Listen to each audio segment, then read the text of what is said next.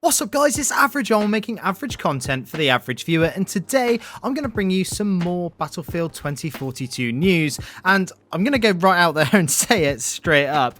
I do apologise, but I'm afraid it is bad news, or it seems like bad news on the face of things, but we'll discuss that further in the video. Now, before we go too far into the video, I do just want to remind you guys that although I am covering some negative stuff in today's video, I do want to say that my overall view on Battlefield 2042 has not shifted. I do believe that this game has great potential, and I am excited to see where it's going in the future. But like I said in my last video, things are starting to feel a little bit stale for me, but don't worry, I'll still be continuing to update you guys with Battlefield 2042 news, but I'll probably try and sprinkle in some other more tactical first-person shooters into the mix as well. So if that's something that you're looking forward to, then make sure you hit that subscribe button. Also, if you want to see me play any of these games live, then go follow me at twitch.tv/averageol. But anyway, with that out of the way, let's get on with the video. So, the news today comes from a very acclaimed data miner by the name of Temporeal. For those of you who aren't aware, Temporeal has been data mining things for Battlefield for absolutely ages by now,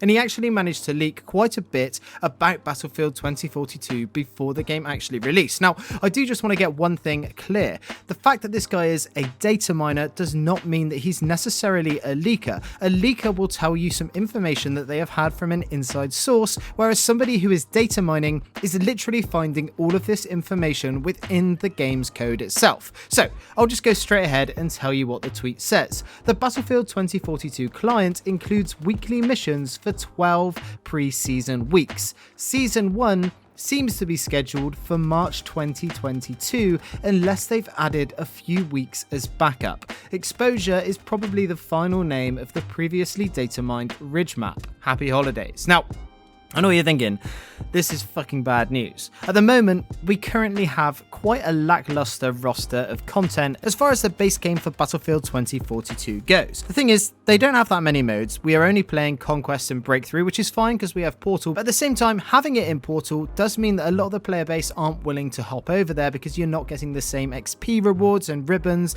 and weapon unlocks, etc. The worrying thing is that if we have to wait until March of 2022, that is a hell of a long time of playing with the same limited amount of guns on these same 6 maps. I, for one, will probably not be sticking around to play this game exclusively for those 3 months. I just can't do it. There is not enough content in this game in its current state to keep me hooked and keep me engaged, at least in the short term. I'm not saying that this game can't turn it around and that we won't have a better, more finished product in the future, but as it stands right now, until Season 1 drops, I'm a little bit bored of Battlefield 2042 right at this very second. Now, this has also been echoed in a poll I did literally last night, where I basically said, are you still playing Battlefield 2042?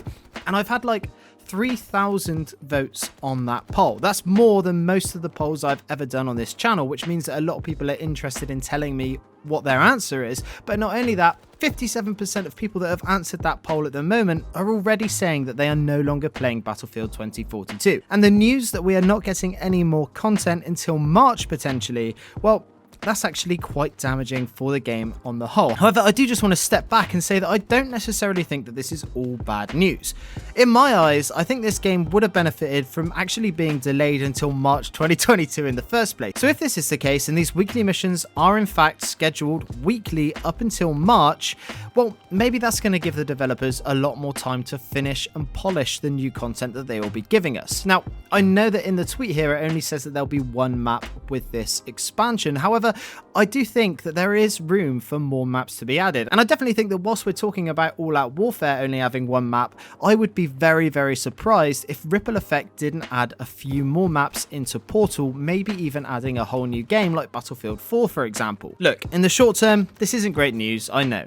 And I know that a lot of people are getting bored of Battlefield 2042, as I am myself. However, if they are going to use this time, 3 months, to polish the game and bring us out some absolutely amazing content in March, then I don't necessarily think that that is all bad. It is shit that we have paid this money and we are having to wait until the game is pretty much dead, let's be honest. By March, if there hasn't been any marked improvements, then there's gonna be very little people to play with on Battlefield 2042. And since we can't even search for the right servers with a server browser, I'd say that it was looking pretty dire for the short term. That's not to say that they can't turn it around with this update when it does eventually drop, but if we're gonna be waiting for 3 months, then I'm sure that a lot of the player base will fall off. Not to mention the fact that World War III, which looks to be a really great game if you take away some of the server stability issues, that is apparently going free to play in March as well. So Season 1 of Battlefield 2042 is actually going to have some direct competition. We'll just have to see how that pans out.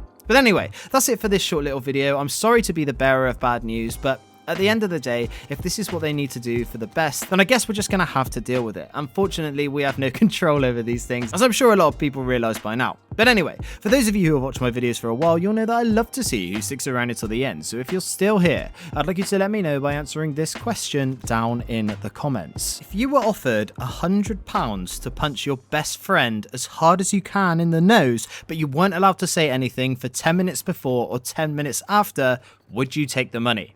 Anyway, that's it from me today. I'm Average Joel. Peace.